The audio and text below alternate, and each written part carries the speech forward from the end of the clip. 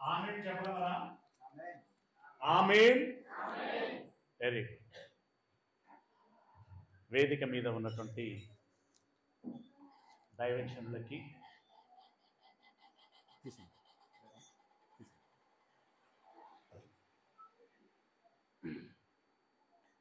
అలాగే సంఘ పెద్దలైనటువంటి వారికి, అలాగే యువకులైనటువంటి వారికి, ఆర్కెస్ట్రా బృందానికి, అలాగే ఇక్కడ ఉన్నటువంటి పెద్దలు, బాపమ్మ అమ్మమ్మలు ఉంటే వారికి, అలాగే సహోదరీమణులకి, సహోదరులైనటువంటి వారికి, పిల్లలైన ప్రతి వారికి పేరు పేరున నా హృదయపూర్వకమైనటువంటి శుభములు, వందనాలు తెలియజేస్తూ ఉన్నాను. ప్రియమైనటువంటి దేవుని వారలరా,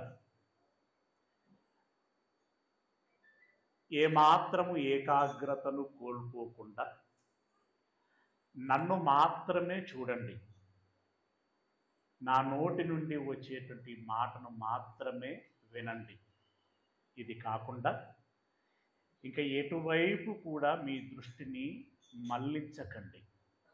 ఎందుకంటే మొదటిది భాషా సమస్య ఉంది, రెండవది మనం వింటున్నది దేవుని మాట. కాబట్టి తగిన ఏకాగ్రతను మీరు కలిగి ఉండాల్సిందిగా మనవి చేస్తున్నాను.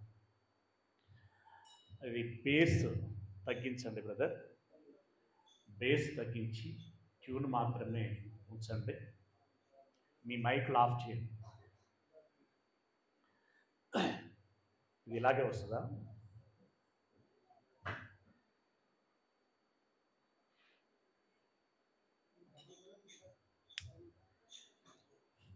హలో హలో హలో హలో హల్లెలూయా.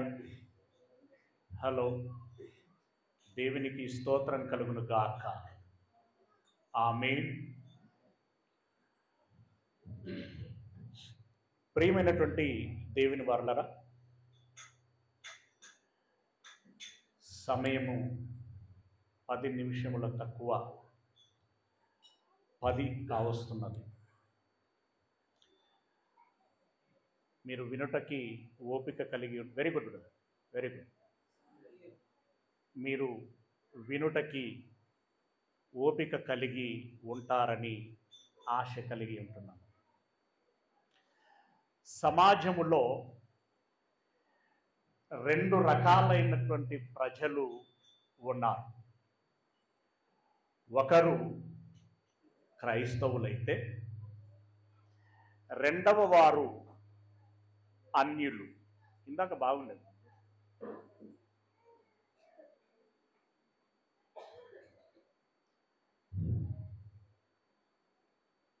Hello hello, very good. అంతే ఉంచండి, ఏం జరపకండి. సమాజములో 2 రకాలైనటువంటి ప్రజలు ఉన్నారు. ఒకరు దేవునిని ఎరుగనివారు, మరొకరు దేవునిని ఎరిగినటువంటి వారు. అంటే క్రైస్తవులు, క్రైస్తవేతరులైనటువంటి అన్యజనులు. అన్యజనులలో అనేక వర్గాల వాళ్ళు ఉన్నారు. అందులో మన భారతదేశంలో ముఖ్యముగా చెప్పుకోదగినటువంటి వ్యక్తులు,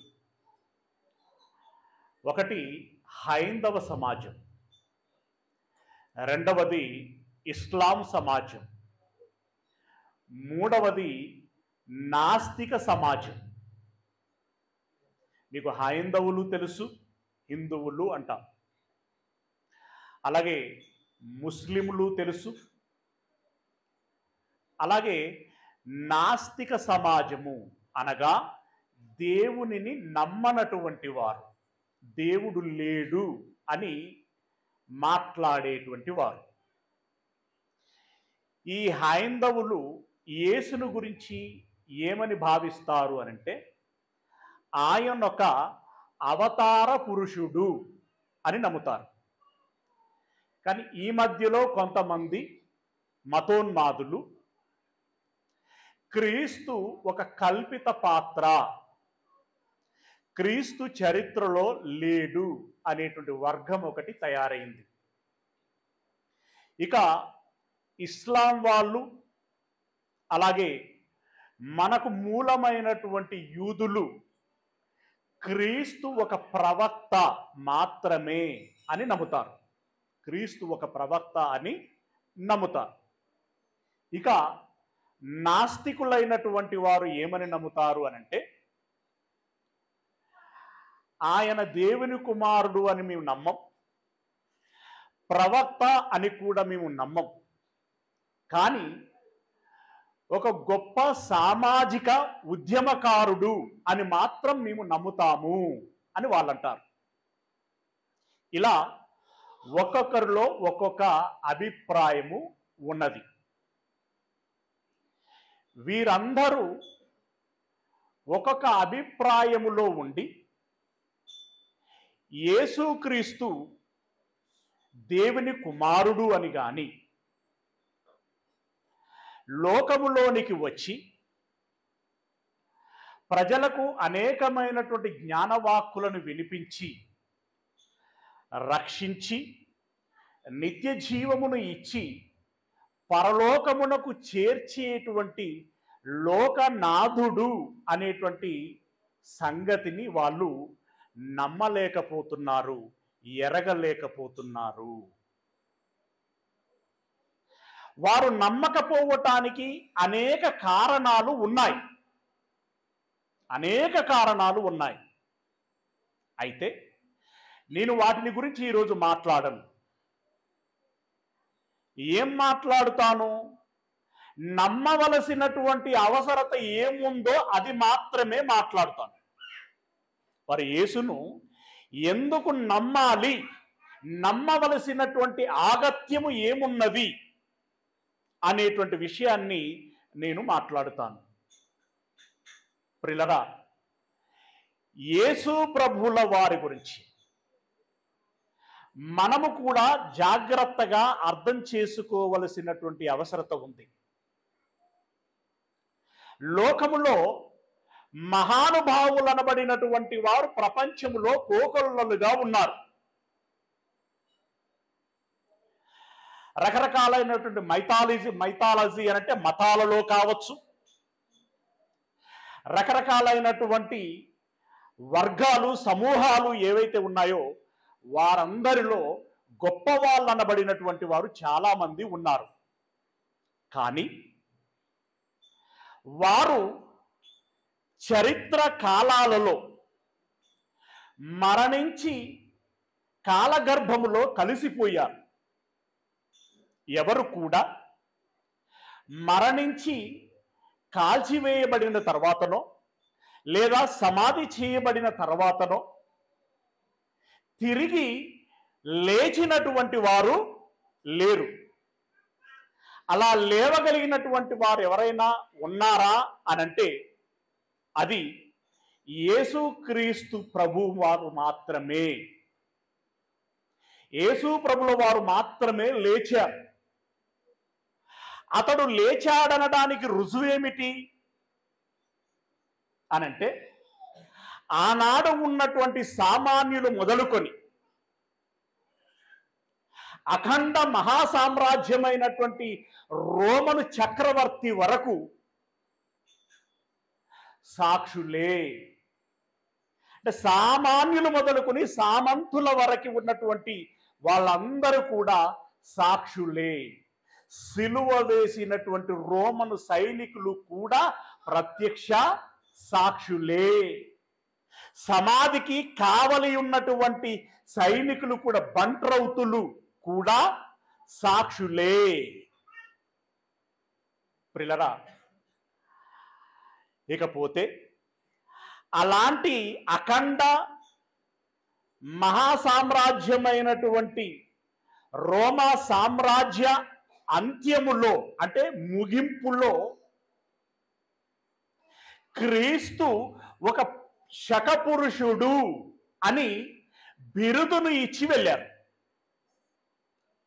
యేసు ప్రభుల వారు ఒక శకపురుషుడు, ఒక ప్రాంతానికి కాదు, ఒక కర్ణాటక రాష్ట్రానికో, తెలంగాణ రాష్ట్రానికో, భారతదేశానికో, చైనాకో, అమెరికాకో కాదు, ప్రపంచానికి ఒక శకపురుషుడు అని ఒక గొప్ప బిరుదును ఇచ్చి వెళ్ళారు. ప్రియులారా, అలాంటి శకపురుషుడిగా కీర్తి గడించాడు గనుకనే ఆయన పేరట కాలమును లెక్కించటం ప్రారంభించారు. అందులో భాగంగానే మీరు చదువుకున్నటువంటి పిల్లల పాఠ్య పుస్తకాలలో క్రీస్తుకు పూర్వము, క్రీస్తు శకము అనేటువంటి అక్షరాలను ఆ తేదీ ముందు నమోదు చేయటం జరుగుతుంది, అంటే ప్రస్తావన చేయటము జరుగుతుంది. అలాంటి కీర్తి గడించినటువంటి వారు మరెవరునూ లేరు. ప్రియులారా, అలాంటి యేసు తిరిగి లేచాడు గనుక అతన్ని శకపురుషుడుగాను యుగపురుషుడుగాను ప్రకటించటం అనేటువంటిది జరిగింది. అలా లేచినటువంటి యేసు ఎవరి మూలముగా లేచాడు అనంటే, ఈ సృష్టి కలగడానికి మూలం, నేను మీరు జన్మించటానికి కారణం, ఈరోజు ఈ ప్రకృతి మనుగడలో ఉన్నది అనంటే దానికి కారణమైనటువంటి దేవుడు. ఆ దేవుడు యేసయ్య అయితే మరణమునకు ముందు మోకాళ్ళుని ముమ్మారు, అంటే 3 సార్లు ప్రార్థన చేశారో ఏమని? తండ్రి, నీ చిత్తమైతే నా యొద్ద నుండి ఈ గిన్నెను తొలగించండి. 5 రొట్టెలు 2 చేపలు 5,000 మందికి భోజనముగా వడ్డించినప్పుడు ఏ తండ్రి వైపు అయితే చూసి ప్రార్థన చేసి కృతజ్ఞతలు చెల్లించాడో ఆ తండ్రి యేసు మరణించిన తర్వాత తిరిగి 3వ దినమున లేపాడు. దేవునికి స్తోత్రం కలుగును గాక. 3వ దినమున అతనిని లేపాడు. ఆ విషయాన్ని మనము నమ్మగలిగితే, ఇదివరకు వచ్చినప్పుడు మీతో చెప్పానో లేదో నాకు అంతగా జ్ఞాపకం లేదు, ఇక్కడ ఏం చెప్పానో కూడా నాకు జ్ఞాపకం లేదు. కంగిటీలో మాత్రం మనిషి జన్మ ఎందుకు అనేటువంటి అంశాన్ని చెప్పినట్టుగా నాకు జ్ఞాపకం. ప్రియులారా, గొంగలి పురుగు లేదా బొంత పురుగు, ఇంకా మీ దగ్గర ఏమంటారు, అది తన రూపమును మార్చుకొని, అంటే తన శరీరాన్ని చంపుకొని సీతాకొక చిలక అనేటువంటి రూపంలోనికి మారుతుంది. అంటే కొత్త రూపాన్ని తెచ్చుకుంటుంది. అంటే దేవుడు ఇస్తాడు దానికి. అలాగే మనం విత్తినటువంటి విత్తనము నేలలో పడిన తర్వాత చచ్చిపోతుంది. చచ్చిపోయింది అనుకున్నటువంటి విత్తనములో నుండే దేవుడు లేతనైనటువంటి మొక్కను మొలిపిస్తాడు. ఒక గొంగలి పురుగు సీతాకొక చిలకగా మారినట్లుగా, అంటే రూపాంతరము చెందినట్లుగా, ఒక విత్తనము మొక్క రూపంలో వచ్చినట్లుగా, క్షయమైపోయేటువంటి శరీరాన్ని యేసుక్రీస్తుల వారు ఈ మట్టిలో కలిపేసి అక్షయమైనటువంటి నిత్యము జీవించగలిగేటువంటి మహిమగల శరీరాన్ని ధరించుకొని 3వ దినమున లేచి 40 రోజులు వారి మధ్యలో ఉండి 500 మంది కంటే ఎక్కువ మందికి తనను తాను కనపరుచుకొని నేనే ఆ యేసును అని రుజువు చేసుకొని సాక్ష్యాన్ని ఇచ్చి వారినందరినీ ఆశీర్వదించి పరలోకమునకు ఆరోహణమై వెళ్ళిపోయి దేవుని యొక్క కుడి పార్శ్వమున కూర్చొని ఉంటున్నాడు. ప్రియులారా, అది నమ్మగలిగితే ఆ దేవుడే ఏం చేస్తాడట అనంటే, బైబిల్లో ఉన్నవారు తెరిచి చూడండి. తెస్సలోనీలో రాసినటువంటి మొదటి పత్రిక 4వ అధ్యాయము 14వ వచనం. తెస్సలోనీలో రాసినటువంటి మొదటి పత్రిక 4వ అధ్యాయము 14వ వచనం. యేసు మృతి పొంది తిరిగి లేచెనని మనము నమ్మిన ఎడల, యేసయ్య ఆనాడు చనిపోయి తిరిగి లేచాడని మీరు నమ్ముతున్నారా? నమ్ముతున్నారా లేదా? నమ్ముచున్నారా లేదా? నమ్ముచున్నారు. అయితే ఏ యేసయ్యని ఎవరైతే లేపారో అతడు ఏం చేస్తాడట? మళ్ళీ చదువు. యేసు మృతి పొంది తిరిగి లేచెనని మనము నమ్మిన ఎడల నమ్మిన ఎడల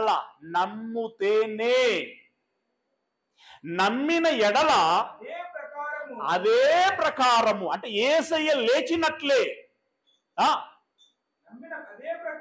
అదే ప్రకారము యేసునందు మరణించిన వారిని, యేసునందు మరణించిన వారంటే యేసును నమ్ముకొని మరణించిన వారు, యేసు మార్గములో నడిచి మరణించినటువంటి వారు, యేసుక్రీస్తు గుణగణములు కలిగి మరణించినటువంటి వారు, యేసు పరిచర్య చేసి మరణించినటువంటి వారు, ఆ నిద్రించిన వారు ఏమవుతారట?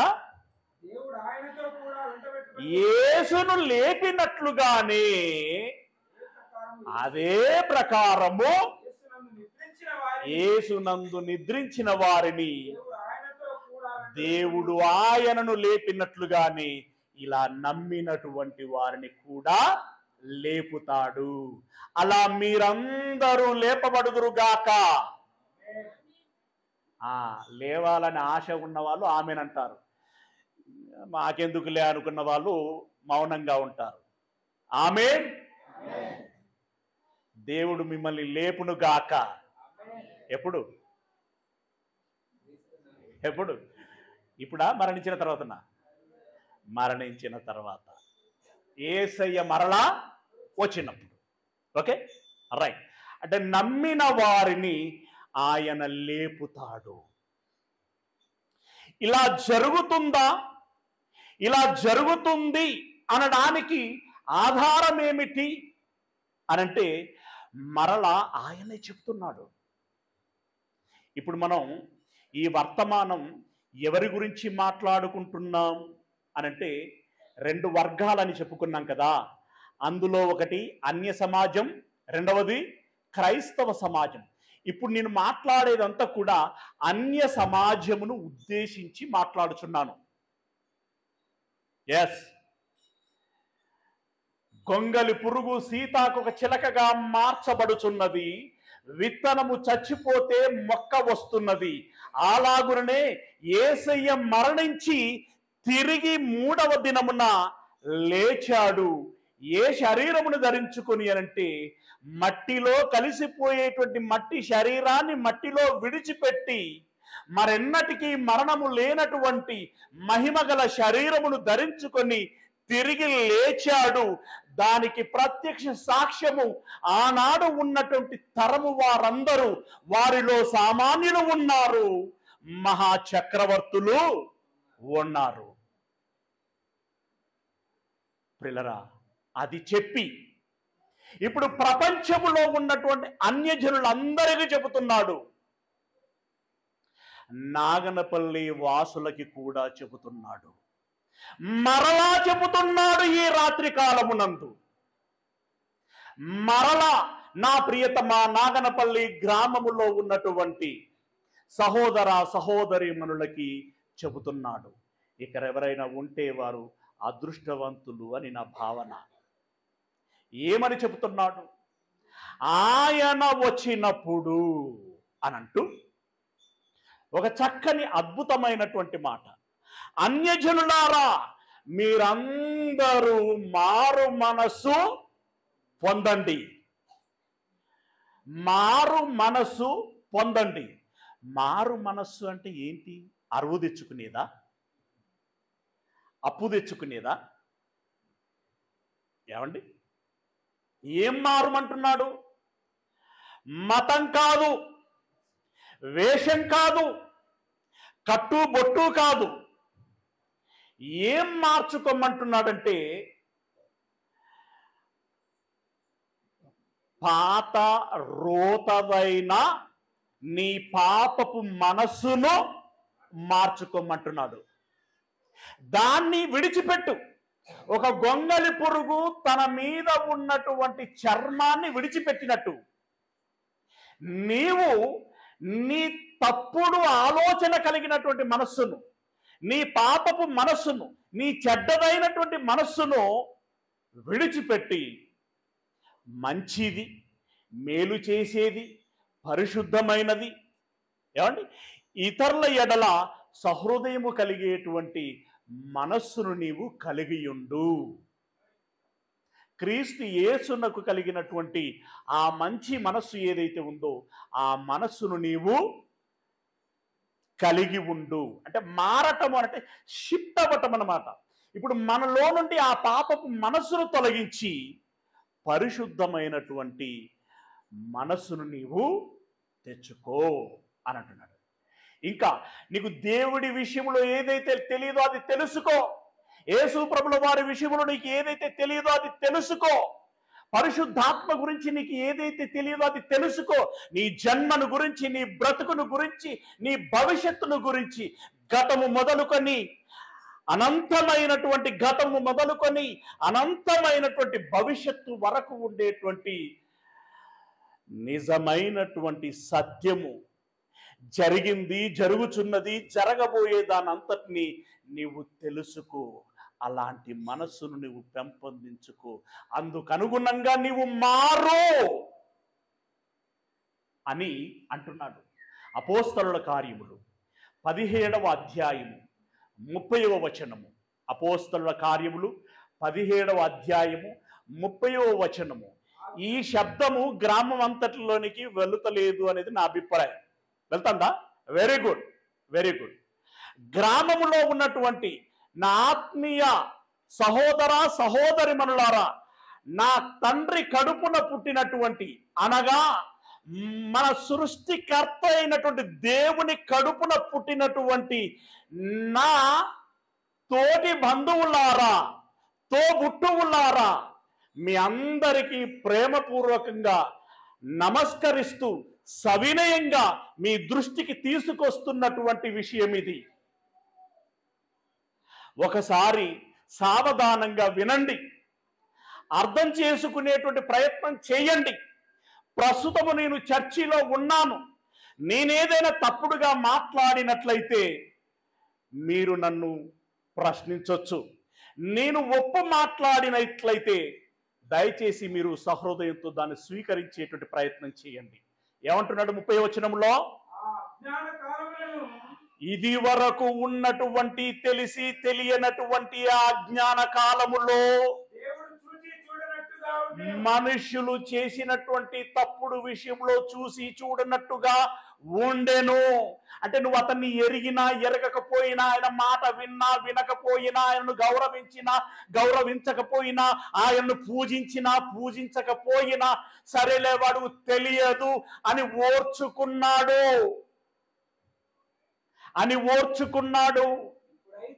అతని మనసు, అతని అంతరంగము నీకు తెలియకపోవటం మూలంగా తప్పేంటో ఒప్పేంటో, ఆ వ్యత్యాసాల పరిస్థితులేంటో నీకు తెలియకపోవటం మూలంగా, జన్మేంటో బ్రతికేంటో భవిష్యత్ ఏంటో, స్వర్గం అంటే ఏంటో నరకం అంటే ఏంటో ఆ తీవ్రత నీకు తెలియకపోవటం మూలంగా, తెలియదు అనేటువంటి ఒక కారణాన్ని బట్టి ఆ అజ్ఞాన కాలములలో దేవుడు చూసి చూడనట్టుగా ఉండెను.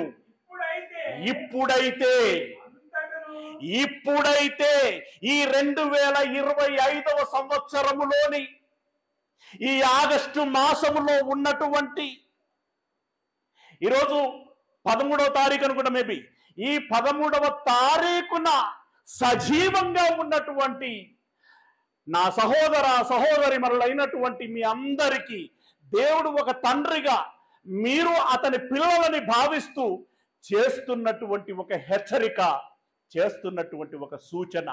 ఏమంటున్నాడు ఆయన?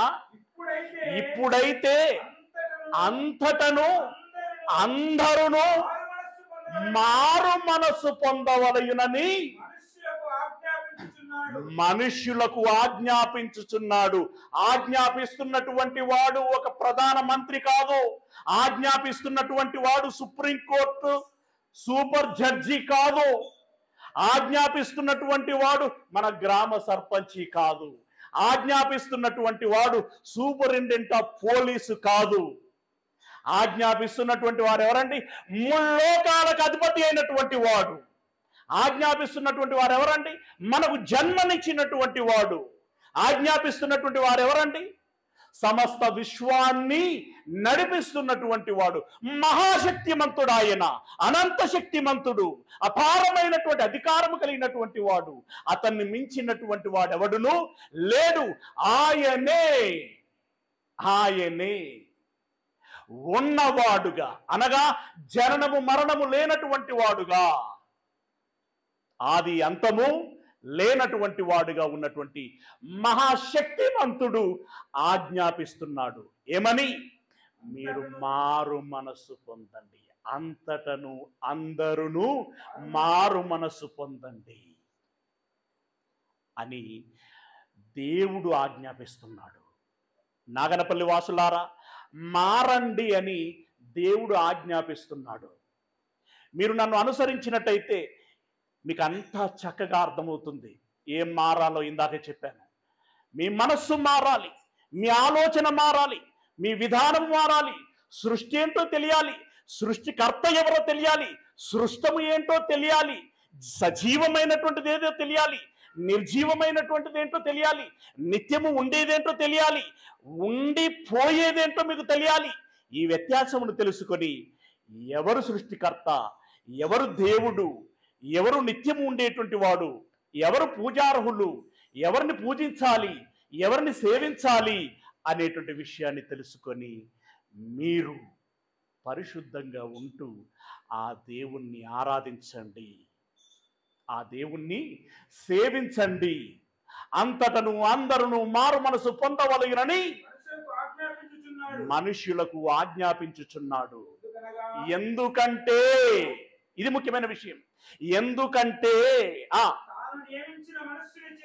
తాను నియమించిన మనుష్యుని చేత, ఎవరైనా ఏమండి,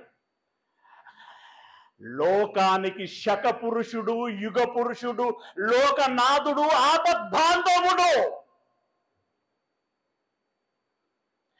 గత్యంతరము లేనటువంటి ఈ సమాజానికి అత్యంత అవసరమైనటువంటి వాడు యేసుక్రీస్తు. ఆయనను ఈ లోకానికి అధినేతనుగా నేను నిలబెట్టాను. ఆరిన నేల మీద ఉన్నటువంటి అందరూ, వారు మహావిద్యావేత్తలైనా, ధనవంతులైనా, అధికారులైనా, ఉద్దండులు ఎవరైనా, సామాన్యులైనా ఆయన యొద్దకు ఒక దినమున రావలసి ఉంటుంది. ఆయనను శకపురుషునిగా నియమించాను, అధినేతనుగా నియమించాను అని అంటున్నాడు. ఇంకేమంటున్నాడు చూడండి, ఎందుకనగా తాను నియమించినటువంటి మనుష్యుని చేత నీతిని అనుసరించి భూలోకమునకు తీర్పు తీర్చబోయేది ఒక దినమును నేను నియమించి ఉన్నాను.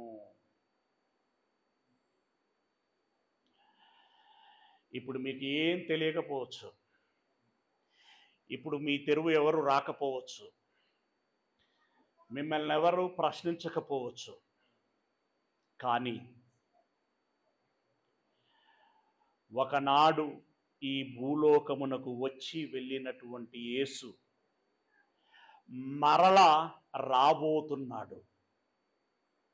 ఆనాడు రక్షకుడిగా వచ్చాడు. ఈరోజు విశ్వ న్యాయాధిపతిగా రాబోతున్నాడు. ఎవరుగా? విశ్వ న్యాయాధిపతిగా రాబోతున్నాడు. వచ్చిన నాడు మహాసింహాసనమునందు ఆసీనుడవుతాడు. అప్పుడు ఆయన ముందు అందరూ హాజరై మోకాళ్ళు ఊనవలసి ఉంటుంది, అంటే మోకాళ్ళ మీద ఉండవలసి ఉంటుంది. అప్పుడు ఆయన తీర్పు తీరుస్తాడు. మంచివాడవైతే మంచివాడవని మంచివారిని అందరినీ ఒక గుంపు చేస్తాడు. చెడ్డవారైతే పాపులని వారిని అందరినీ ఒక గుంపు చేస్తాడు. చేసి మంచివారితో ఏమంటాడు? లోకము పుట్టినది మొదలుకొని సిద్ధపరచబడినటువంటి ఆ పరలోక రాజ్యాన్ని మీరు స్వతంత్రించుకొనుడి అని అంటాడు. అంటే పరలోకమునకు పంపిస్తాడు దేవుని యొద్దకి. పాపులనైతే ఏం చేస్తాడు?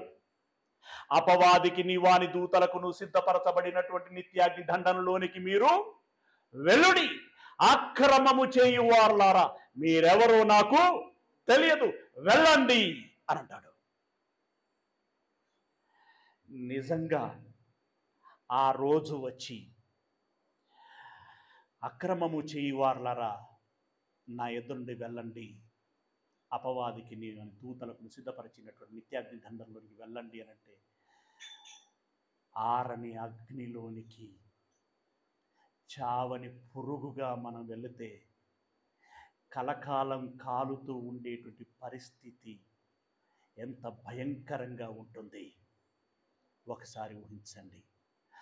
అలాంటి పరిస్థితి మనకు అవసరమా? అలాంటి పరిస్థితి మనకు అవసరమా? ఇదంతా ఉన్నదా అని ప్రశ్నించుకొని అవిశ్వాసంతో బ్రతికి కళ్ళు మూసిన తర్వాత, అంటే మరణించిన తర్వాత నీ కళ్ళ ముందు నరకం ప్రత్యక్షమైందనుకో, అప్పుడు ఏం చేస్తావు? ఏం చేసేటువంటి పరిస్థితి ఉండదు. నీవు పుట్టాక తెలిసింది ఒక లోకం ఉన్నదని. అంతకుముందు తెలుసా? ఈ భూమి ఉన్నదని, ఇక్కడ లోకం ఉన్నదని మనం పుట్టకముందు తెలుసా? మనకి తెలియదు. నీవు పుట్టాక తెలిసింది ఒక లోకం ఉన్నదని, మరణించాక తెలుస్తుంది మరో లోకం ఉంటుందని. అప్పుడు నరకం ఉంటే ఎంత భయంకరం! అలా ఉంటుంది అని భావించి నమ్మి ఆ ప్రకారంగా బ్రతికి మరణిస్తే ఉంటే పరలోకం, లేకుంటే నీకు పోయేదేమీ లేదు. అంటే లేకుంటే అనే దానికి ఆప్షన్ లేదు, బట్ నీకున్న సంశయాన్ని బట్టి నీకు చెప్పేటువంటి మాట. ఉంటే పరలోకం, లేదంటే నీకు వచ్చిన నష్టం ఏమీ లేదు కదా. ఏమండి? పరీక్షలు ఉన్నాయని కొన్నిసార్లు పరీక్షలు పలానా తేదీ అని చెప్పి తీరా ఆ తేదీ వచ్చేసరికి పోస్ట్పోన్ చేస్తారు, రద్దు చేస్తారు. ఇప్పుడు ఆ తేదీన ఉన్నది అని నువ్వు చదువుకొని సిద్ధపడి ఉన్నావు అనుకో, ఉంటే రాస్తావు. పోస్ట్పోన్ చేస్తే ఏమైనా వచ్చిన నష్టం ఉందా? ఎనడన పెట్టుకొని నేను బాగా చదువుకొని ఉన్నాను, మరలా రాస్తాను, పాస్ అవుతాను. అలా ఉండాలి. అలా మీరందరూ సిద్ధపడి ఉండాలి. అలా అతని చేత మీకు తీర్పు జరుగుతుంది అని చెప్పటానికి, అతనినే అధినేతనుగా నేను పెడతాను అనేటువంటి విషయాన్ని మీరు నమ్మటానికి, మీ కళ్ళ ముందు అనగా మీ పూర్వీకుల కళ్ళ ముందు జరిగినటువంటి చరిత్ర, దాన్ని బట్టి ఈ తీర్పు ఉంటుంది అనేటువంటి సంగతిని మీరు నమ్మాలి అని చెప్తున్నాడు. కింది మాట, చివరి మాట ఏమంటున్నాడు?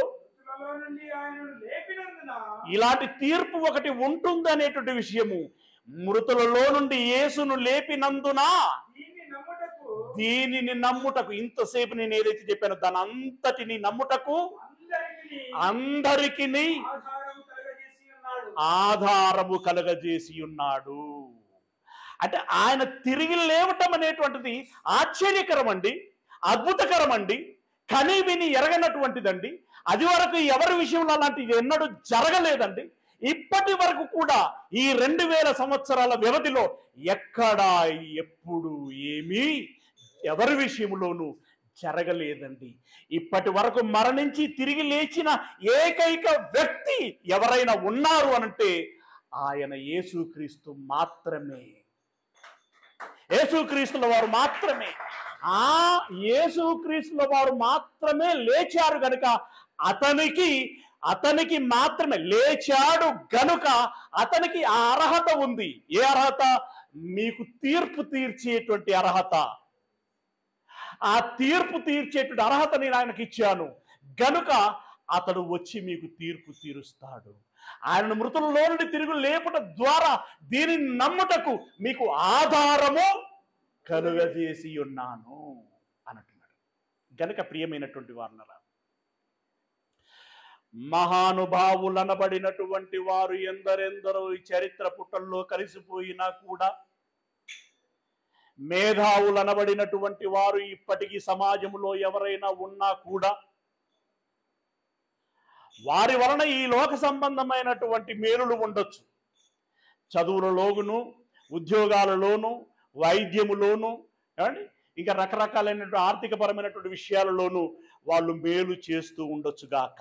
కానీ మరణించిన తర్వాత మరలా బ్రతికించగలిగేటువంటి శక్తి సామర్థ్యాలు ఎవరికి లేవు. అది కేవలం యేసుక్రీస్తుల వారికి మాత్రమే ఉన్నది. అందుకే ఏమన్నాడు అనంటే, ఆకాశము క్రింద ఉన్నటువంటి ఏ నామములో రక్షణ లేదు. మరి ఎవరి నామంలో ఉంది? ఆయన నామములోనే. అంటే ఎవరి నామం అది? యేసయ్య నామములోనే మీకు రక్షణ ఉన్నది. మరి ఏ నామములో మీకు రక్షణ లేదు అని అన్నాడు. గనుక నా ప్రియతమ నాగన్పల్లి గ్రామములో ఉన్నటువంటి సోదర సోదరిమణులారా, వినలేకపోయినటువంటి వారు వినకుండా ఉండిపోవచ్చు. ఎందుకంటే టీవీలు, సెల్ ఫోన్లు, అలిసిపోయి నిద్రపోవటం, రకరకాల బిజీలలో ఉండి ఉంటారు. కనీసం ఎవరైనా వింటున్నట్లయితే, 4 మాటలు మీ చెవిలో పడినట్లయితే దయచేసి మీరు ఆలకించవలసిందిగా మనవి చేస్తున్నాను. మీకు చెప్పినట్టుగా, మీకు వినబడినట్లుగా, మీకు అవకాశం ఇవ్వబడినట్లుగా మీరు నివాసం చేస్తున్నటువంటి ఇంటి గోడలోని రాళ్లే సాక్షులుగా ఉంటాయి. దయచేసి గమనించాల్సిందిగా మనవి చేస్తున్నాం. ఓకే, ఇప్పుడు మన దగ్గరికి వద్దాం. మనం ఎవరమండి?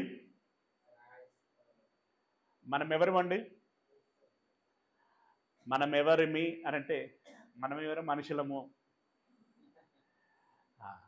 మనము క్రైస్తవులం కదా, క్రైస్తవులు. నేనేమంటాను అనంటే, బోధ ఎవరికి ఎక్కువ అవసరము అనంటే క్రైస్తవులకే ఎక్కువ అవసరం. ఎందుకో తెలుసా? కొందరికి చదువు రాదు, కొందరికి వచ్చినా చదవాలంటే బద్ధకం, అవునా? కొందరు వినరు. ఒకవేళ వాళ్ళు వినాలనుకున్నా వినవలసినది వినలేనటువంటి పరిస్థితి.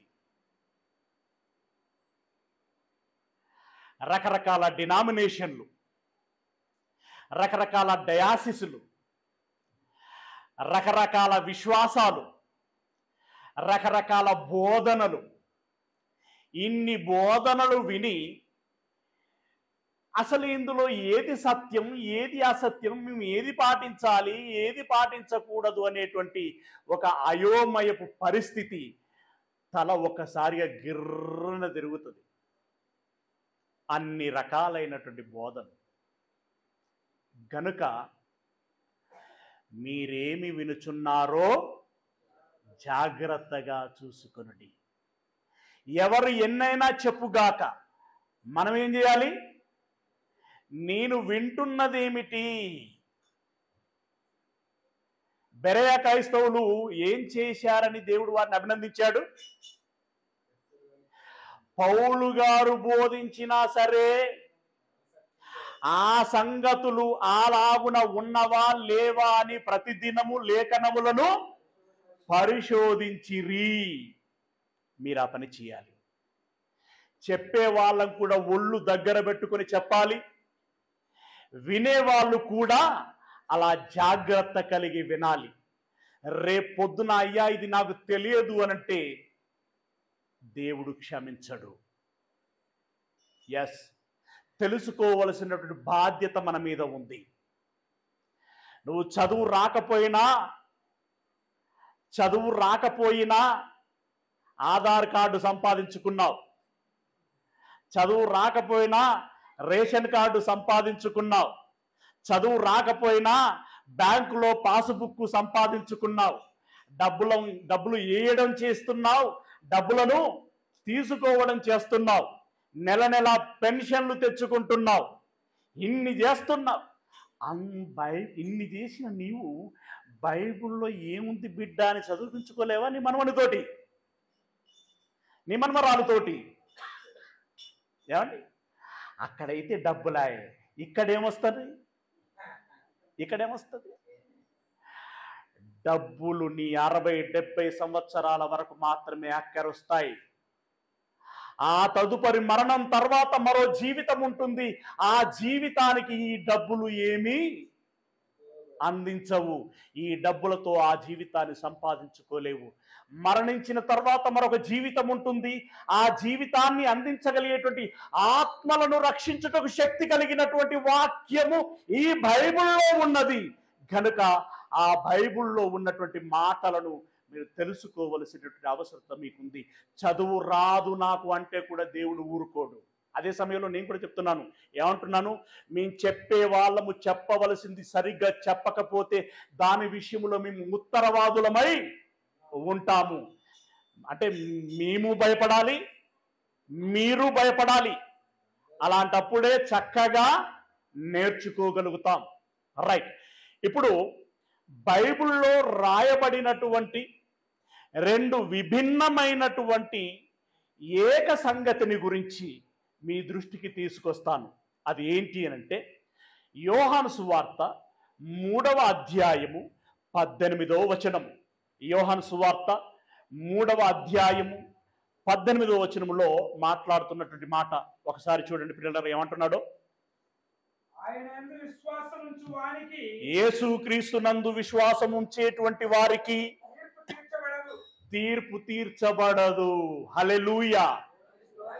ఎవరికి తీర్పు లేదట? యేసయ్యను నమ్ముకున్న వారికి తీర్పు లేదు, నేరుగా పరలోకమే. అంతే. ఎస్, నిజం. యేసుక్రీస్తును నమ్ముకున్నటువంటి వారికి పరలోకమే. నమ్ముకొని పాపం చేసిన వాళ్ళ కాసుమా,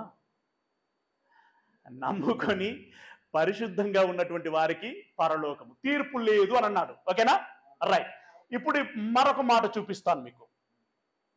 పేతురు గారు రాసినటువంటి మొదటి పత్రిక 4వ అధ్యాయము 17వ వచనం. పేతురు గారు రాసినటువంటి మొదటి పత్రిక 4వ అధ్యాయము 17వ వచనం. ఇక్కడ ఏమంటున్నాడు? తీర్పు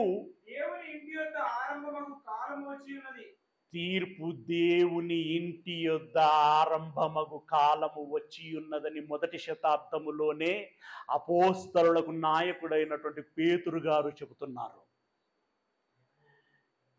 తీర్పట ఎక్కడ ప్రారంభమయ్యేటువంటి దినములు వచ్చాయట? దేవుని ఇంటి యొద్ద. దేవుని ఇల్లు అంటే ఏంటిదండి? దేవుని ఇల్లు అంటే ఏంటి చెప్పండి? దేవుని ఇల్లు అంటే ఏంటో కాదు, ఎందుకంటే భాషా సమస్య ఉంది కాబట్టి నేను ఇంకెక్కువగా మిమ్మల్ని విసిగించాలి అని అనుకోవట్లేదు, నేనే నేరుగా చెప్పడానికి ప్రయత్నం చేస్తున్నాను. ఓకే, దేవుని ఇల్లు అనంటే సంఘం అండి. ఏమండి? జీవము గల దేవుని ఆలయములో అనగా జీవము గల దేవుని సంఘములో అని అంటాడు. ఈ తిమోతి పత్రికలో ఉంటది 3:15. మొదటి తిమోతి, తర్వాత చదువుకోండి. దేవుని ఇల్లు అంటే సంఘం. ఈ సంఘము యొద్ద తీర్పు ఆరంభమగు కాలము వచ్చి ఉన్నది అన్నాడు.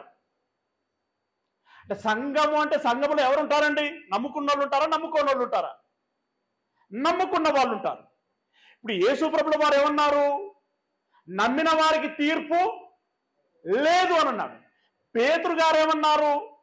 అసలు తీర్పే నమ్ముకున్న వాళ్ళది ప్రారంభమవుతుంది అని అన్నాడు ఆయన. ఏంటంటే బైబిల్లో రెండు భిన్న పార్శ్యాలు. యేసయ్య ఏమో తీర్పు ఉండదు అని అన్నాడు, పేతురు గారేమో అసలు తీర్పు అక్కడి నుండే, వాళ్ళ యుద్ధ నుండే మొదటగా ఆరంభమవుతుంది అని అన్నాడు. ప్రియులారా, అంటే ఈ యేసయ్య చెప్పిన దానికి పేతురు చెప్పిన దానికి మధ్య వ్యవధి కాలము ఎంత అనంటే 30 సంవత్సరాలు. సుమారు 30 సంవత్సరాల వ్యవధిలో ఇంత మార్పుతో కూడినటువంటి మాట వచ్చింది. అంటే యేసయ్య కాలము నాటికి పేతురు కాలము నాటికి ఏదో పరిణామము చోటు చేసుకున్నది, ఏదో పరిణామము చోటు చేసుకున్నది. ప్రియులారా, మరి ఏంటి రైట్. ఇప్పుడు మన సంఘస్థుల సంఖ్య ఎంత అండి? అప్రాక్సిమేట్లీ మన సంఘంలో ఉన్నటువంటి సంఘస్థుల సంఖ్య ఎంతండి? Number of the church members 190, 190 మంది. ఏది బాప్తిసాలు తీసుకున్నాలేనా? ఓకే, చర్చికి వస్తున్నటువంటి వారు మొత్తానికి నమ్ముకున్నోళ్ళనే చెప్పొచ్చు. నమ్ముకున్నోళ్ళు మన ఒక్క ఊర్లోనే 190 మంది అయితే, మరి మన మండలం ఏదో ఉన్నది కదా, అది చింతాక్. ఈ మండలం మొత్తం మీద ఎంతమంది ఉండాలి? అవునా? జిల్లా బీదరా? ఈ బీదర్ జిల్లాలో ఎంతమంది ఉండాలి? ఇప్పుడు కర్ణాటక రాష్ట్రంలో ఎంతమంది ఉండాలి? ఈ లెక్కలేసుకుంటూ పోండిగా. భారతదేశంలో ఎంతమంది ఉండాలి? ప్రపంచంలో ఎంతమంది ఉండాలని ఆ లెక్కలతోటే ఇప్పుడు ప్రపంచములో 450 కోట్ల పైచిలుకు క్రైస్తవులు ఉన్నారు అనేటువంటిది ఒక అంచనా. ఓకే, 450 కోట్ల మంది. అది అలా ఉంచండి. యేసయ్య ఎప్పుడు రాబోచున్నాడు? సమీపమున ఉన్నదా, దూరముగా ఉన్నదా? నా యాక్షన్ అని అర్థమవుతుందా? సమీపమున ఉన్నదా ఆయన రాకడా, బహు దూరముగా ఉన్నదా? సమీపముగా ఉన్నది. ఆయన వచ్చినప్పుడు ఈ విశ్వాసుల గురించి ఏం చెబుతున్నాడో మీరు ఒకసారి ఆలోచించండి. లూకా సువార్త 18వ అధ్యాయము 8వ వచనము. లూకా సువార్త 18వ అధ్యాయము 8వ వచనము. ఆయన 18వ అధ్యాయము 8వ వచనము. 8వ వచనము. ఆయన వారికి త్వరగా న్యాయము తీర్చును, వారి విషయమే కదా, నమ్మాల్సినటువంటి వాళ్ళ కోసమే కదా ఆయన దీర్ఘశాంతము చూపుచున్నాడని మీతో చెప్పుచున్నాను. అయినను మనుష్య కుమారుడు రెండవసారి భూమి మీదికి వచ్చినప్పుడు ఆయన భూమి మీద విశ్వాసులను కనుగొనునా అనట్లేదు. అసలు విశ్వాసము అంటే ఏకవచనం. ఒక్కనన్నా నేను కనుగొంటున్నా, ఆ ఒక్కడినన్నా అతడు కనుగొంటాడా అని అంటున్నాడు. భూమి మీద విశ్వాసము కనుగొనునా అంటే ఏంటంటే దాని అర్థం, ఆయన వచ్చే సమయానికి భూమి మీద అసలు విశ్వాసులు ఉండరట. మరి ఇందాకేసిన మన లెక్కలన్నిటివే. మన ఊరిలోనే 190 మంది, జిల్లాలో ఎన్ని గ్రామాలు ఉంటే అన్ని మల్టిపుల్ చేయాలి. మొత్తానికి ప్రపంచంలో 450 కోట్ల మంది అని చెప్పి క్రైస్తవులుగా ప్రచారంలో ఉన్నారు. మరి ఇప్పుడు యేసయ్య వచ్చాట, నువ్వు నువ్వు నువ్వు జరుగు జరుగు జరుగు జరుగు అందరి జరగడానికి ఎవరు మిగులుతారని చూస్తే లాస్ట్కి చూసేసరికి ఎవరు లేరట. నేను అంటున్న మాట కదండి, అక్కడ అలాగే ఉందా? మీ కన్నడంలోనైనా బ్రదర్ అలాగే ఉందా? భూమి మీద విశ్వాసము కనుగొనునా, దాని అర్థం ఏంటండి? నిల్, ఛాన్స్ లేదు. అదేంటి? మేమందరం నమ్ముకున్నాం కదా, నిజంగా చెప్పండి, ఎందుకు నమ్ముకున్నారు? నేను కొంచెం గట్టిగా మాట్లాడితే ఇట్లాంటిది ఏమో అనుకోవద్దు. మీరు చెప్పండి, ఉన్నది ఉన్నట్టు చెప్పాలా, నేను కొంచెం మిమ్మల్ని నవ్విచ్చే సంతోషపరిచే నూనె పెట్టి రాసే మాటలు చెప్పాలన్నా? ఉన్నది ఉన్నట్టు కదా. మీరు ఎందుకు నమ్ముకున్నారు? బాధపడద్దు. మీరు నా తల్లులు, నా అక్కలు, నా చెల్లెళ్ళు, నా అన్నలు, నా తమ్ముళ్ళు, నా వారిని పోగొట్టుకోకూడదనేటువంటి తాపత్రయంతో నేను చెప్తున్నటువంటి మాటలు ఇవి. ఎవరైనా ఒక ధైర్యం చేసి చెప్పరా, తెలుగులో మాట్లాడగలిగేటువంటి వారు? మీరు ఎందుకు నమ్ముకున్నారు? ఒక మాటలో చెప్పండి. ఎవరు? బాబు, సంపదన్న కాకుండా మిగిలిన వారు ఎవరైనా ఒకరు, బ్రదర్ ఎవరైనా, మీరు ఎందుకు నమ్ముకున్నారు? అసలు నమ్ముకున్నారా లేదా మీరు? నువ్వు నమ్ముకున్నావు కదా, ఎందుకు నమ్ముకున్నావు? ఎందుకు నమ్ముకున్నావు కానీ ఎందుకు నమ్ముకున్నావు అన్నావా? మంచి చేస్తాడని నమ్ము. ఏం మంచి? మళ్ళీ ఇదేం ప్రశ్న అనుకోకు, చెప్పు. ఏం మంచి? ఆ మంచి ఏమిటి నీకు అనిపించింది? ఇక నువ్వు ముందుకు రావటం చాలా గొప్ప విషయం. దేవుడు ఇప్పుడు నిన్ను చూస్తున్నాడు, నీ స్వరం వింటున్నాడు. ఎస్, దేవుడు ఏం మంచి చేస్తాడని నమ్ముకున్నావు? అన్ని అంటే పంటలు మంచిగా పండిస్తాడు, ఇంట్లో కష్టాలు రాకుండా చేస్తాడు, రోగాల పాలు కాకుండా చేస్తాడు, ఇంతే కదా. వెరీ గుడ్, చప్పట్టు కొట్టండి ధైర్యం చేసినందుకు. ఆ వాడి ధైర్యం ఉండాలి. పరలోకం పోవటం అంటే ఈజీయా? గట్స్ కావాలి, ధైర్యం కావాలి. ఓకే,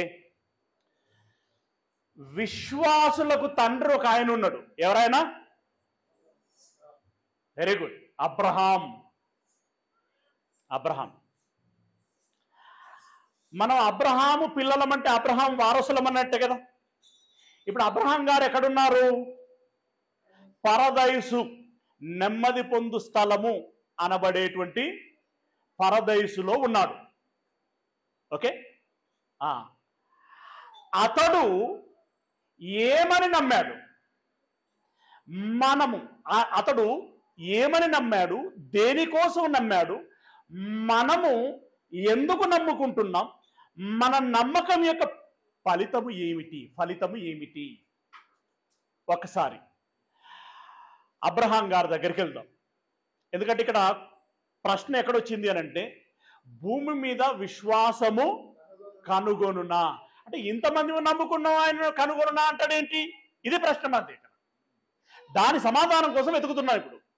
ఓకే, అందుకోసం అబ్రహాం, ఎందుకంటే మన తండ్రి మరి ఆయన నుండే మనం ఇంత వారసత్వాన్ని తీసుకొచ్చుకున్నాం కాబట్టి ఆయన ఏంటో మనం తెలిస్తే ఆ వారసత్వాన్ని మనం కొనసాగిస్తున్నామా? మనం నిజమైనటువంటి వారసులమా, నకిలీ వారసులమా? వారసులు కూడా నకిలీ వారసులు ఉంటారు కదా. నేనే వారసులు అని చెప్పినట్టు ఉంటారు కదా, భూముల విషయంలో, జాగ్రత్త విషయంలో. అలాంటి మనది ఏ వారసత్వం ఒకసారి చూద్దాం. రోమపత్రిక 4వ అధ్యాయం 16-17 వచనాలు. రోమపత్రిక 4వ అధ్యాయము 16-17 వచనాలు. ఈ హేతువు చేతను ఆ వాగ్దానమును యావత్తు సంతతికి, అంటే భారతదేశములో ఉన్నటువంటి, ఇదిగో ఈ కర్ణాటక రాష్ట్రం బీదర్ జిల్లా చింతక్ మండల్ అండ్ నాగన్పల్లి గ్రామములో ఉన్నటువంటి వారికి కూడా, యావత్తు సంతతికి అనగా ధర్మశాస్త్రము అనగా యూదులకు మాత్రమే కాక ఎవరికి ఉన్నట్టు విశ్వాసం అట? అబ్రహామునకు ఉన్నట్టి విశ్వాసము కలిగిన వారికి కూడా దృఢము కావలయునని, కృప అనుసరించినదై ఉండునట్లు అది విశ్వాసమూలమైనదాయను. అబ్రహాము ఏ దేవుని ఎదుట విశ్వసించాడో, తాను విశ్వసించిన దేవుని ఎదుట అనగా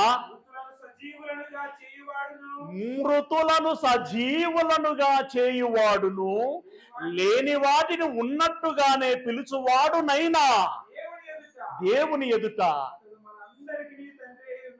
అతడు మనందరికీ తండ్రి అయి ఉన్నాడు. అబ్రహాం ఏమని నమ్మాడట? మృతులను సజీవులనుగా చేయువాడు. అప్పటికి ఇంకా యేసయ్య తిరిగి లేచిన ఆధారాలు ఏమి లేవు. అయినా ఏమని నమ్మాడు? చనిపోయిన వారిని మరలా బ్రతికించగలిగేటువంటి దేవుడు ఆయన, లేని వాటిని ఉన్నట్టుగా పిలువగలిగేటువంటి శక్తి కలిగినటువంటి వాడు ఆయన. అంటే ఆయన అప్పటికే ఏం విశ్వాసం కలిగి ఉన్నాడంటే, నేను మరణించినా మరలా బ్రతుకుతాను, దేవుడు నన్ను బ్రతికిస్తాడు అనేటువంటి నమ్మకంలో ఆయన ఉన్నాడు. ఆ విధంగా ఆయన నమ్ముకున్నాడట. అందుకు ఆయన విశ్వాసులకు తండ్రి. ఇప్పుడు ఆయన వారసులమైతే మనము కూడా ఏమని నమ్ముకోవాలి? మన విశ్వాసం కూడా ఏమని ఉండాలి? ఏమని ఉండాలి? ఇప్పుడు అన్ని జనుల గురించి చెప్తుంటే మీరు విన్నారు కదా,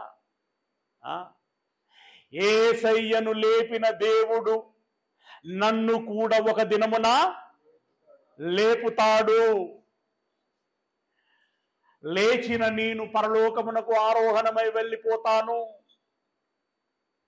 దేవుడున్న లోకములో కలకాలం జీవిస్తాను, అమరుడనుగా ఉంటాను, నిత్య సంతోషముతో, ఆనందంతో, సమాధానంతో, సంతృప్తితో ఉంటాను. ఈ కష్టాలు, ఈ కన్నీరు, ఈ వేదన, ఈ ఇరుకులు, ఈ ఇబ్బందులు ఇవేమీ ఉండవు. అల్పకాలము ఉండేటువంటి భోగములు నాకు అవసరము లేదు, అనంతకాలము ఉండేటువంటి ఆనందం నాకు కావాలి, ఆ నిత్య సంతోషము నాకు కావాలి అని చెప్పి అబ్రహాము నమ్ముకున్నాడు. మనము కూడా అలా నమ్ముకోవలసినటువంటి వారమే ఉన్నాం. అంటే మీకు ఒకసారి అడుగుతున్నాను, అర్థమైన వాళ్ళు చెప్పండి. ఈనాడు ఉండిపోయేది కావాలా, శాశ్వతంగా ఉండబోయేది కావాలా? మీకేం కావాలి? Very good. ఈ అక్క బాగా వింటున్నది, అర్థమవుతుంది అని నేను అనుకుంటున్నాను. Very good. ఉండబోయేది కావాలి. ఉండిపోయేది ఎందుకండి? ఉండిపోతుంది అది, అదన్న పోవాలి, మనమన్నా పోవాలి. ఏది శాశ్వతము కాదు. దేవుడి శాశ్వతం, దేవుడున్న లోకం శాశ్వతం, దేవుడిచ్చే జీవితం శాశ్వతం. అది కావాలి మనకి, అది కావాలి. అలా నమ్మిన వారు ఎవరైనా ఉన్నారా? ఇందాక సహోదరుడు దేవుడు మంచి చేస్తాడు అని నమ్మాను. ఎస్, డెఫినెట్గా దేవుడు ఎప్పుడు మంచే చేస్తాడు. ఈ లోకాన్ని కలగజేసి మనకు మేలు చేశాడు. సూర్యుని వెలుతురుని ఇచ్చి, చంద్రుని పౌర్ణమిని ఇచ్చి, గాలిని ఇచ్చి, నీరుని ఇచ్చి, ఆహారమును ఇచ్చి, ఆరోగ్యమును ఇచ్చి, వస్త్రములను ఇచ్చి, గూడును ఇచ్చి, అన్నీ ఇచ్చి మనకు మేలు చేస్తున్నాడు. ఆయన ఇస్తాడు, ఆయన ఇచ్చేవాడే, ఆయన శ్రీమంతుడు, ఆయన ప్రేమ కలిగినటువంటి వాడు. అయితే మనం అడిగినవని ఇవ్వాల, అడగక మునిపే ఇచ్చాడు. ఇవన్నీ అడగక మునిపే ఇచ్చాడు. సరే, అడిగినా కూడా ఇస్తాడు, అడిగినా కూడా ఇస్తాడు. ఉదాహరణకి నన్ను 100 కోట్లకు అధిపతిని చేయమన్నాం అనుకో, ఇస్తాడు. ఇవాళ అధిపతిని చేస్తాడు, రేపు పొద్దున పిలుస్తాడు. ఏమైనా లాభమా? ఎవరైనా ఇప్పుడు కోట్లు, 100 కోట్లు, 1000 కోట్లు సంపాదించిన వాళ్ళు ఉన్నారండి. ధీరుభాయ్ అంబానీ ఎన్ని కోట్లు? వాళ్ళ డాడీ ఉన్నాడు కదా, ఎన్ని కోట్ల అధినేత. ఇప్పుడు ధనవంతులు ఎవరిని చూసుకున్నా కూడా ఉన్నారా? లేరు. పిల్లరా, ఉండబోయేది కావాలి. అలాంటి విశ్వాసం కలిగినటువంటి వారు కావాలి. దాని మీద గురి లేకుండా, దాని మీద దృష్టి లేకుండా, ఆ విషయమై దేవుని చెంతకు, యేసయ్య చెంతకు చేరకుండా, అందుకోసము నమ్మి ముందుకు సాగకుండా, ఇంకెందుకోసమైన నువ్వు నమ్ముకుంటే, ఆయన ఏమంటున్నాడో చూడండి. ఆయన భయంకరంగా తిడుతున్నాడు మనల్ని. అన్నయ్య మనల్ని తిడుతున్నాడు. అయితే తిట్టేది ఎవరు కాదు, మన తండ్రి. మన తండ్రి మనల్ని తిట్టినప్పుడు ఎందుకు తిడుతున్నాడు ఈయన? నేను చేస్తున్న పొరపాటు ఏంటి? అరే నేనేమైనా తప్పు చేస్తున్నానా? ఇంతకాని ఏమంటున్నాడు? ఓహో అట్లనా, అరే రే నేను ఇట్లా అనుకుని ఉన్నానే, అయితే నేను అట్లే చేస్తాను అని మార్చుకోగలగాలి. ఇప్పుడు ఎవరైనా, ఇప్పుడు నీ తండ్రి కదా, నీ పిల్లలు తప్పు చేస్తారనుకో, తప్పు చేసి తిడతావు, లేదంటే అవసరమైతే కొడతావు. కొట్టినప్పుడు నీ పిల్లలు ఏం చేయాలని నువ్వు కోరుకుంటావు? ఏం చెయ్యాలని తిట్టావు, ఏం చెయ్యాలని కొట్టావు? వారు చేస్తున్న పొరపాటు ఏంటో తెలుసుకోవాలని. అలాగే దేవుడు ఈరోజు ప్రేమతో మన విషయంలో గద్దిస్తున్నటువంటి మాట. కొరింథీయులో రాసినటువంటి మొదటి పత్రిక 15వ అధ్యాయము 19వ వచనము. కొరింథీయులో రాసినటువంటి మొదటి పత్రిక 15వ అధ్యాయం 19వ వచనము. జాగ్రత్తగా వినండి, జాగ్రత్తగా వినండి. ఈ జీవిత కాలం మట్టుకు మాత్రమే మనము క్రీస్తునందు నిరీక్షణ కలిగిన వారమైన ఎడల, నిరీక్షణ కలిగిన వారమైన ఎడల అంటే నమ్ముకున్న ఎడల, ఈ జీవిత కాలం మట్టుకు మాత్రమే. ఈ జీవిత కాలం మట్టుకు అంటే ఏమేమి ఉంటాయి ఏంటంటే, ఈ జీవిత కాలానికి ఏమేమి ఉంటాయి చెప్పండి? ఇవే కదా, స్వస్థతలు, ఆస్తులు, ఐశ్వర్యాలు, అవసరాలు, ఆరోగ్యం, ఏమండి, చదువులు, ఉద్యోగం, పెళ్లిళ్ళు, ఇండ్లు, ఇవే కదా. నీ ముందే చెప్పాను, ఇవి అడగొద్దని కాదు, ఆయన ఇవ్వడానికి కూడా కాదు. ఈ క్లారిటీ మీకు ఉండాలి. అడగడానికి మనకు హక్కు ఉంది, ఇవ్వగలిగే స్తోమత ఆయనకు ఉంది. కానీ ఇందుకోసమే నువ్వు దేవుని యొద్దకు వచ్చానంటే మాత్రం దేవునికి నచ్చట్ల. అది విషయం. ఏమంటాడు? ఈ జీవిత కాలం మట్టుకు మాత్రమే మనము క్రీస్తునందు నిరీక్షించు వారమైన ఎడల మనుషులందరికంటే దౌర్భాగ్యులమైయుందుము అని అన్నాడు. మనుషులందరికంటే దౌర్భాగ్యులు అని అన్నాడు. దౌర్భాగ్యులు అంటే అది ఆశీర్వాదమా శాపమా?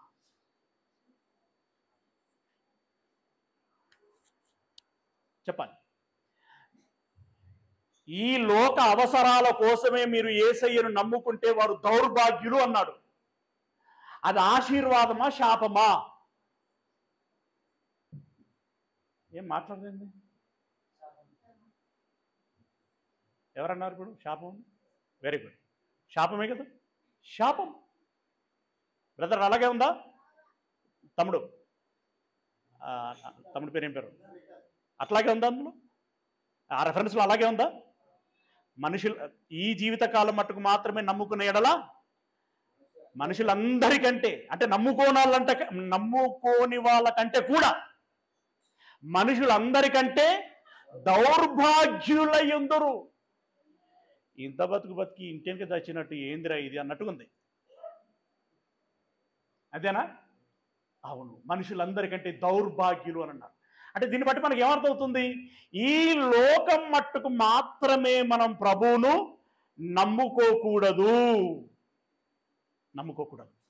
ఆ రోజుల్లో ఒక ఆయన ప్రధాని, అంటే ఒక ముఖ్యమైన వ్యక్తి, ఆయన కొడుకు అనారోగ్యంతో ఉన్నాడని చెప్పి యేసయ్య యొద్దకు వచ్చాడు. కపెర్నహూములో వచ్చి నా కొడుకుకు స్వస్థత చేయమని అడిగాడు.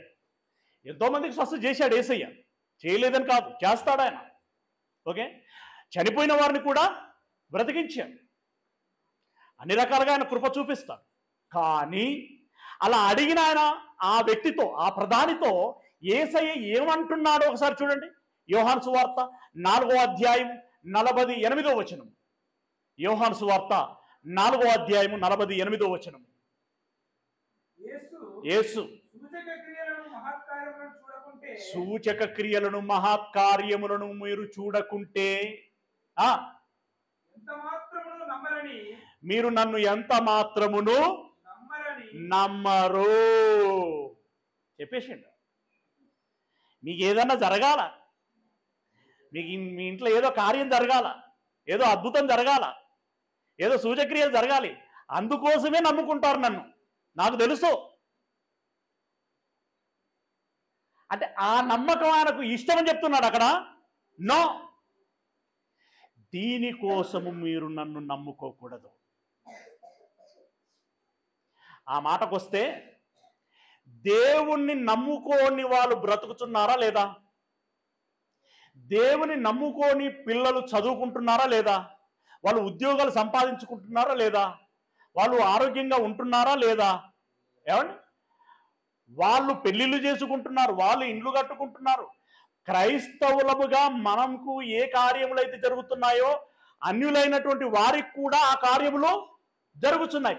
అయినప్పుడు వాళ్ళకి మనకు తేడా ఏంటి? నమ్ముకోకుండా వారు పోగొట్టుకున్నదేంటి, నమ్ముకొని మనం సంపాదించుకుంటున్నదేంటి? ఆ తేడా ఉండాలి కదా. పిల్లలు ఒకటి గమనించండి, ఈ లోక విషయంలో అందరికీ సమాన ఆశీర్వాదం దేవుడు ఎప్పుడో అనుగ్రహించాడు. అది ఇంప్లిమెంటేషన్ అవుతున్నది ఇప్పుడు, అంతే. ఇంప్లిమెంటేషన్ పీరియడ్లో ఉన్నాం మనం. అది అందరి విషయంలో సమానంగానే జరుగుతుంది, దాంట్లో వ్యత్యాసం ఏమీ లేదు. అత్యవసర పరిస్థితుల్లో నువ్వేమైనా అడిగితే దాని విషయంలో ప్రత్యేకంగా మళ్ళీ నీకు ఏమైనా అనుగ్రహించాలనుకుంటే అనుగ్రహిస్తాడు, అది వేరు విషయం. కానీ వాళ్లకు దక్కనిది, నమ్ముకున్న మనకు మాత్రమే దక్కేది ఏదైనా ఉన్నదా అనంటే ఉన్నది అని అంటున్నాడు. అదే పేతురు రాసినటువంటి మొదటి పత్రిక 1వ అధ్యాయము 9వ వచనము. పేతురు గారు రాసినటువంటి మొదటి పత్రిక 1వ అధ్యాయము 9వ వచనము. మీరు ఆయనను చూడకపోయినను ఆయనను ప్రేమించుచున్నారు. ఇప్పుడు మీరు యేసుని చూసి నమ్మారా, చూడక నమ్మారా? చూసి నమ్మిన వాడికంటే చూడక నమ్మిన వాడు ధన్యుడు. మనం ధన్యులో. ఓకే, చూడకపోయినా నమ్ముతున్నాం, వెరీ గుడ్. మీరు కనులారా చూడకయే విశ్వసించుచు మీ విశ్వాసమునకు ఫలం. What is that? మీ విశ్వాసమునకు ఫలం ఏం చెప్తున్నాడు? అనగా ఆత్మరక్షణ. చాలు. మీ విశ్వాసమునకు ఫలము అనగా ఆత్మరక్షణ. అంటే ఏంటి దాని అర్థం? ఆత్మగా నీవు రక్షించబడతావు, నిత్య జీవాన్ని పొందుకుంటావు, పరలోకమునకు చేరుతావు, నీ కన్న తండ్రి అయిన దేవునితో పాటు కలకాలము ఉంటావు. అది దేవుడు శాశ్వతంగా మనకు అనుగ్రహించాలి అని అనుకునేది. ఆరోగ్యం శాశ్వతం కాదు, ధనం శాశ్వతం కాదు, అధికారం శాశ్వతం కాదు, చదువులు శాశ్వతం కాదు, ఉద్యోగాలు శాశ్వతము కావు, నిత్య జీవం శాశ్వతం. దానికోసం నా యొద్దకు రండి, దానికోసం మీరు మారండి, దానికోసం పరిశుద్ధంగా బ్రతకండి, దానికోసం మీరు తాపత్రయపడండి, కష్టపడండి, ముందుకు సాగండి. అలాంటి వారు అంతం వరకు నమ్మకంగా నడిచిన ఎడల వారికి నేను ఆత్మరక్షణను ఇస్తాను. నమ్ముకోకుండా వారు పోగొట్టుకునేది, నమ్ముకొని మనం దక్కించుకునేది ఏంటి అనంటే ఆత్మ రక్షణ. ఇప్పుడు మీకు ఆత్మరక్షణ కావాలో లేదో మీరే తేల్చుకోండి. మీరు గుర్తించండి, చాలా మంది ఆయనను నాకు నయం చేయండి, నాకు ఈ రోగం ఉన్నది, నాకు ఆ రోగం ఉన్నదంటే యేసు ప్రభుల వారు చాలా సందర్భాలలో దాక్కున్న సందర్భాలు ఉన్నాయి, తెలుసా మీకు? ఎస్, ఎందుకనంటే ఇదిగో మనం బయటకు వెళ్దాం పదండి, సువార్త ప్రకటిద్దాం పదండి, ఇందు నిమిత్తమే కదా నేను పంపబడి తిని అని అంటాడు ఆయన. అంటే చెప్పకనే చెప్పాడు, నేను ఇక్కడ మీకు మేలు జరగకూడదని, మీకు స్వస్థత జరగకూడదని కోరుకోవట్లేదు. నా ఉద్దేశం అది కాదు. నా ఉద్దేశం ఏంటంటే మీకు స్వస్థత జరిగినా జరగకపోయినా ఆత్మరక్షణ అనేది సంపాదించుకోవాలి మీరు. అసలు యేసు ప్రభుల వారు వచ్చినటువంటి ఉద్దేశం ఏది? ఆ మాటలు చూసుకొని వేగంగా ముంచుకుందాం. చూడండి, యోహాను సువార్త 3వ అధ్యాయం 16వ వచనం. వేగంగా తీయాలి. యోహాను సువార్త 3వ అధ్యాయం 16వ వచనం. దేవుడు లోకమును ఎంతో ప్రేమించెను కాగా ఆయన తన అద్వితీయ కుమారునిగా పుట్టిన వాని యందు అంటే యేసయ్యనందు విశ్వాసముంచు ప్రతి వాడును నశింపక ఏ జీవం పొందునట్లు నిత్య జీవం పొందునట్లు ఆయనను మనకు అనుగ్రహించెను. మనం నిత్య జీవం పొందడానికి యేసయ్య ఈ లోకములోనికి పంపించబడ్డాడు. అలాగే 4వ అధ్యాయం 16వ వచనం, 6వ అధ్యాయం 40వ వచనం, 6వ అధ్యాయం 40వ వచనం, 6వ అధ్యాయం 40వ వచనం, యోహాను సువార్త 6వ అధ్యాయము 40వ వచనం. కుమారుని చూసి ఆయన యందు విశ్వాసం ఉంచు ప్రతి వాడును నిత్య జీవము పొందుటయే నా తండ్రి చిత్తం, అంత్యదినమున వానిని లేపుదును. దేవుని చిత్తం ఏంటయ్యా అంటే నా యొద్దకు వచ్చినటువంటి వారి నిత్య జీవము అనుగ్రహించటం అనేటువంటిది దేవుని చిత్తం. ఓకే, ఫైనల్ ఒక మాట చెప్పి ముగించేస్తాను, టైం అయిపోయింది. ఓకే, 5 రొట్టెలు 2 చేపలు ఎన్ని వేల మందికి భోజనం పెట్టాడు? ఎన్ని వేల మందికి? 5,000 మంది పురుషులే, స్త్రీలు పిల్లలు గాక. ఆ లెక్కకు వస్తే 20,000 పై చిలుకు సుమారు అంతమంది పెట్టాడు. అయితే ఈరోజు పెట్టాడు, ఉదాహరణకి కాసేపు ఆలోచించాడు, తిని సంతృప్తిగా తినిదే అని ఉంటుంది అక్కడ. తృప్తిగా తిని సాయంత్రం అయింది, ఎవరి ఇళ్ళలో వాళ్ళు పోయింది. మళ్ళీ తెల్లారి అర్జెంటుగా వచ్చింది అక్కడికి, తెల్లారి అర్జెంటుగా టిఫిన్ చేయడానికి తెల్లారి అర్జెంటుగా వచ్చింది. అయితే యేసయ్య అక్కడ లేడు. ముందు వీళ్ళకి భోజనం పెట్టిందేమో తిబెరియా ప్రాంతంలో. ఆ తెల్లారి ఆయన ఆ తిబెరియా నుండి అద్దరిని ఆ సముద్రపు అవతల ఆ ఒడ్డుకు ఉన్నటువంటి కపెర్నహూముకి వెళ్ళాడు ఆయన. అయితే వీళ్ళు ఈయన ఇక్కడే ఉంటాడేమో అనుకుని తిబెరియాకు వచ్చారు. ఆయన కనిపించాల. అదేంద్ర ఆకలి అవుతుంది, ఆయన జాలేడు అని అన్నాడు. నిజం అంటే కామెడీగా ఉంటుంది కానీ జరిగింది అదే. అయితే ఇటు వీటికి అటు వీటి వీళ్ళని అడిగిళ్ళు వాళ్ళని అడిగిళ్ళు, ఏమో అసలు మాకు కూడా కనబడలేదు. ఆయన శిష్యులు మాత్రం చిన్న పడవలో పోయారు, అందులో ఆయన లేడు అని అన్నారు. ఇదేంద్ర మళ్ళీ శిష్యులు పోయిళ్ళు కానీ అందులో ఆయన లేడు. వాస్తవానికి ఏంటంటే ఆయన సముద్రం మీద నడుచుకుంటూ వెళ్ళాడు, వీళ్ళు ఓడలు వెళ్ళారు. తీరా వాళ్ళు అక్కడికి కపెర్నహూముకి వెళ్ళారు. వీళ్ళు ఆ సముద్రం తీరం వెంబడి నడుచుకుంటా ఎందుకంటే ఫుడ్ ఫ్రీ, అలాగే ఏమైనా రోగం వస్తే ఫ్రీ, వైద్యం ఫ్రీ. ఆయన దగ్గర ఉంటే డోకా ఏముండదు అనుకున్నారు. దాని దృష్టిలో పెట్టుకుని రాజు కూడా చేయాలనుకున్నారు ఆయన. సరే అక్కడికి పోయిండ్రు. అక్కడికి పోయిన తర్వాత ఫస్ట్ మాట ఏంటో తెలుసా? ఎప్పుడు వచ్చింది ప్రభు, ఒక మాట కూడా చెప్పకుండా అని అన్నారు. నువ్వు చెప్తే మేము నేరుగా అక్కడికే వచ్చేటోళ్ళం కదా, ఇదంతా దిరుక్కుంటూ రావాల్సి వచ్చింది అని అన్నారు. అప్పుడు ఆయన నోట నుండి వచ్చిన మాట చూడండి, అయ్యా నాకు ఎందుకు స్వస్థత చేయట్లేదు, అయ్యా నన్ను ఎందుకు ఆశీర్వదించటం లేదు, అయ్యా నాకేంటి దరిద్రం, అయ్యా ఏంటి నాకు ఈ దుఃఖం, అయ్యా ఏంటి నాకు ఈ బాధ, అయ్యా ఏంటి నాకు ఈ వేదన అనేటువంటి వాళ్ళందరికీ చెబుతున్నటువంటి మాట చూడండి. యోహాను సువార్త 6వ అధ్యాయము 27వ వచనము. యోహాను సువార్త 6వ అధ్యాయము 27వ వచనం. 25 నుండి అయితే చదువు తొందరగా, టైం పోతుంది. సముద్రపు అద్దరిని ఆయనను కనుగొని, బోధకుడా నీవెప్పుడు ఇక్కడికి వచ్చితివని ఆయనను అడగగా, యేసు మీరు సూచనలు సూచన వలన కాదు కానీ ఆయన స్ట్రైట్ గా చెప్పారు చూడండి, పాయింట్కి వచ్చాడు. ఆయనకు బాగా తెలుసు కదా, సైకాలజీ బాగా తెలుసు ఆయనకి. మీరు రొట్టెలు భుజించి తిండి తినడానికే వచ్చారు తప్ప మరొక దానికి కాదని నాకు తెలిసిపోయిందిరా అని అన్నాడు ఆయన. అని మళ్ళీ ఏమంటున్నాడు చూడండి,